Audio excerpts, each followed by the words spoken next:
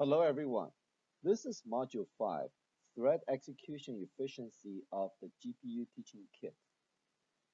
We're going to start with Lecture 5.1, Warps and SIMD Hardware. The objective of this lecture is to understand how CUDA threads execute on SIMD hardware. We're going to learn more about how the warps are partitioned from thread blocks.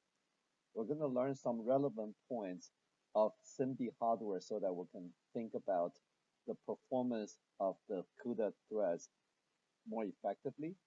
And we're going to learn the basic concept of control divergence in CUDA kernel execution.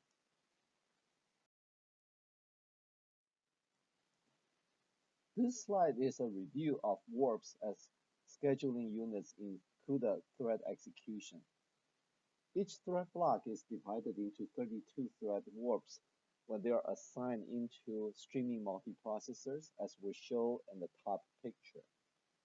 Here we show 3 thread blocks, and each thread block is divided into multiple warps, and these warps are going to be the scheduling unit in executing all these thread blocks. The warps are scheduling units in streaming multiprocessors, and this is how the streaming multiprocessors can tolerate latency and make better use of hardware. Using warps as scheduled units reduces the overhead of scheduling because 32 threads are scheduled together, so there are fewer units to schedule and therefore less overhead.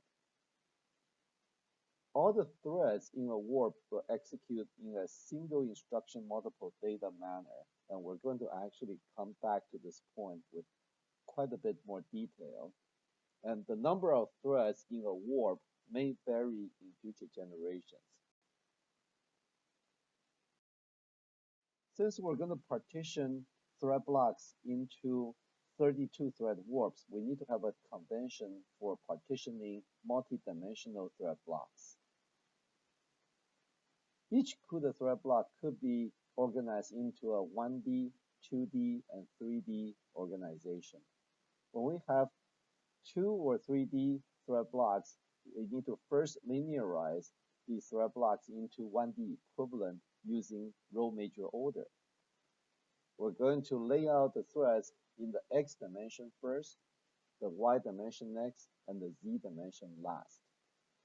Here is an example of linearization of a 4x4 two-dimensional thread block. As we can see in the picture, it's the same as how we lay out the memory elements of the arrays into linear order. So we'll take all the threads in the 0th row and place them into adjacent thread positions. And then we're going to take all the threads in the first row, row 1, into adjacent positions next, and so on. So this creates the equivalent linear order for the two-dimensional thread block. If we had a Z dimension, then the next Z dimensional the unit will be placed into the next positions. After we linearize the thread blocks, we'll partition them into warps. The partition is done in such a way that the thread indices within a warp will be consecutive and increasing. So warp 0 will start with thread 0, and with warp size 32, warp 0 will consist of threads 0 through 31, and warp 1 will start with thread 32 and end with thread 63, and so on. The partitioning scheme is actually consistent across devices and generations of devices. Therefore, you can use this knowledge about the scheme in reasoning about control flow. However, the exact size of warps may change from generation to generation. So we should not assume that all the future devices will have warp size of 32. So uh, the bottom line is we cannot rely on any ordering within or between warps. So if there are any dependencies between threads, we really should be using sync threads to get correct results. And we're going to have more examples about this later on. We understand how the warps are partitioned from thread blocks. We can look at how they are executed by the hardware. Here we show a picture of the streaming multiprocessor that we show as a processor box. And we see that there is a control unit that maintains a program counter and instruction register, and this is where the instructions are fetched. There's quite a bit of logic in this control unit, and there's also quite a bit of implementation support, such as caching and so on. So this is a very substantial amount of hardware in modern processors.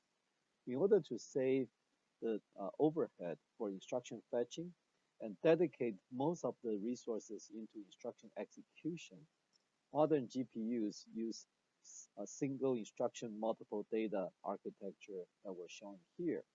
We see that the control unit controls multiple processing units that we show as these processing unit boxes in the middle of the picture.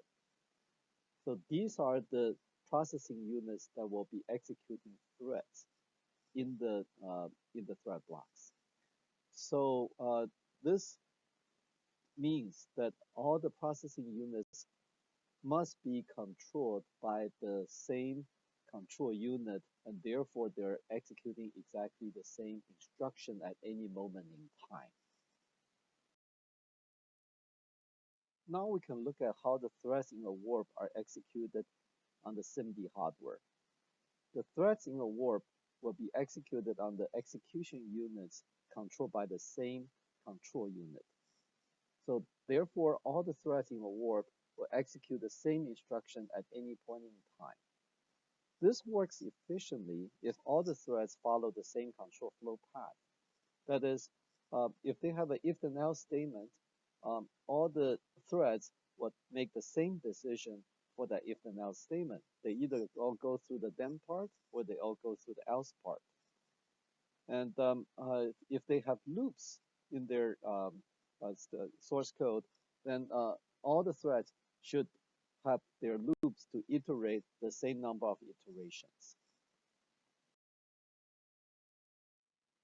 This brings us to the concept of control divergence.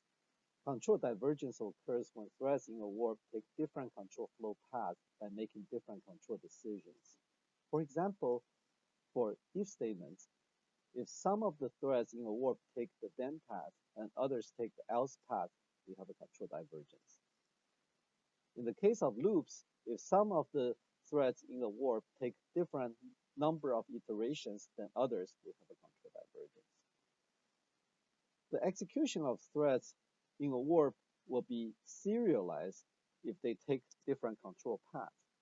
And these different control paths taken by the threads in a warp will be traversed one at a time until there's no more. Therefore, the execution of these different possible paths are serialized relative to each other.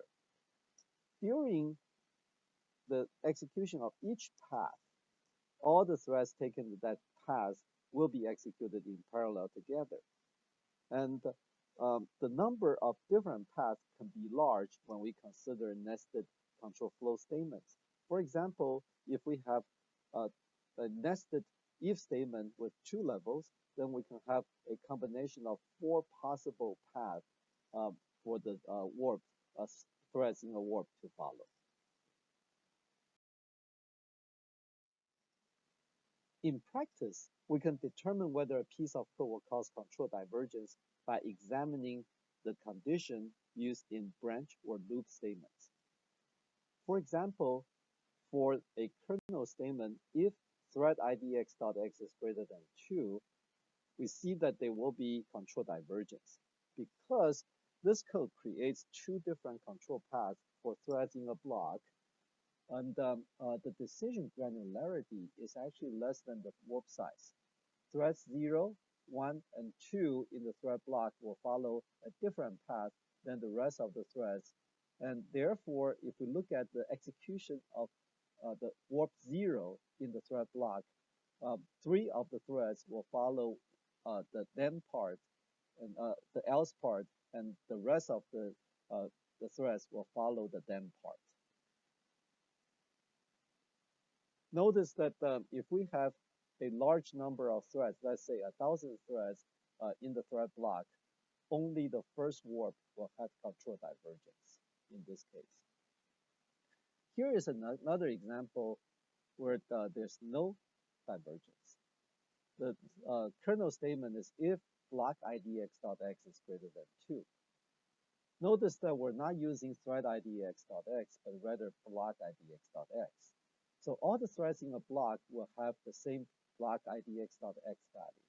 The decision granularity here is a multiple of block sizes.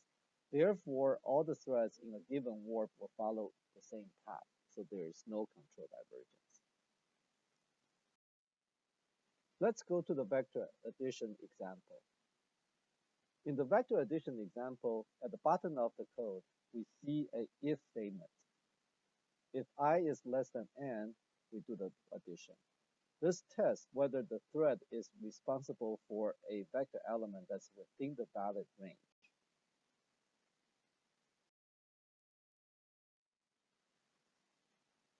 Now let's analyze the execution of the vector addition kernel on vectors of 1,000 elements. Assume that we use a block size of 256 threads. We will have 8 warps in each block. 256 divided by 32 is 8.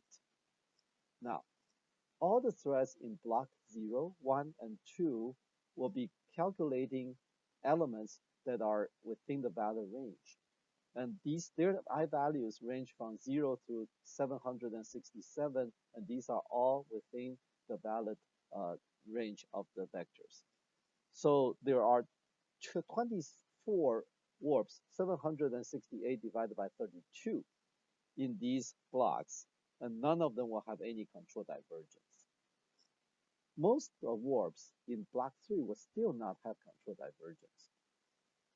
Threads in the warps 0 through 6 are all within the valid range. Therefore, there's no control divergence. There's only one warp in block 3 that will have control divergence.